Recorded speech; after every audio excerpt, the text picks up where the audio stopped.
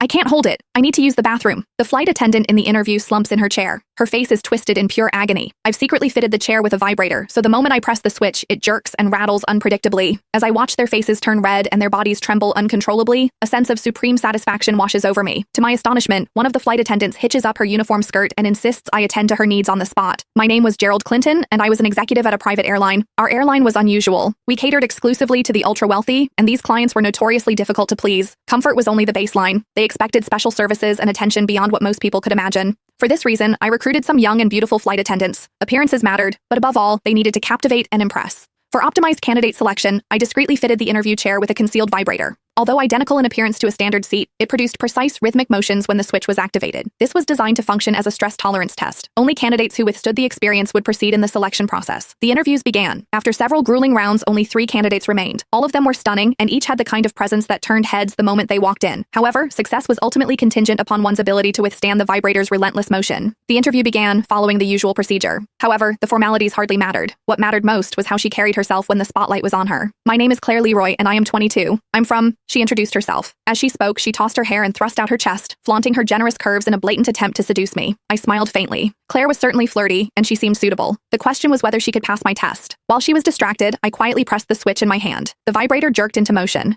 Claire sensed the unusual sensation beneath her and froze instantly. She went silent and stared at me with widened eyes. I pretended to stay calm and said, "Keep going. The interview isn't over." A faint smile tugged at Claire's lips. She rested her hands on the chair and adjusted her position, subtly parting her legs. She seemed to be enjoying it quite a bit. Occasional moans slipped from her lips as she said, "I have a big vision for the company." She didn't show the slightest hint of shyness. If anything, she became more and more animated. Her entire body rose and fell with the vibrations of the chair. I realized that Claire was really something, and she was actually enjoying this. The frequency still seemed too low, so I decided to turn it up. I pressed the button and raised the frequency of the motion. The intensified rhythm shook Claire so violently that she started trembling uncontrollably. Her chest jiggled so violently it seemed ready to leap from her torso. She gripped the chair tightly, refusing to let herself be thrown off by the vibrations. Meanwhile, her hips shifted in sync with the vibrator's rhythm. Her cheeks flushed, and she tilted her head back, parting her lips slightly. Lost in unrestrained moans, she seemed to have forgotten that the interview was still underway. The sounds she was making stirred my blood. It had been ages since I'd heard such captivating cries, especially from a freshly graduated young woman with such beautiful curves. Claire moaned and cried out, "Mr. Clinton, what's this beneath me? It feels so good." I suppressed the desire rising in my lower abdomen and coldly said, "We might encounter turbulence at any time on the plane. I'm testing your ability to handle pressure." I added, "The interview isn't over yet. Please continue." It was only then that Claire remembered she was still in the middle of the interview. She tried to sit upright and maintain her composure, but the sudden erratic motion made it impossible for her to speak clearly, let alone continue. Therefore, she came up with a solution that left me completely stunned. She lifted her skirt and took off her panties right in front of me, leaving nothing to the imagination.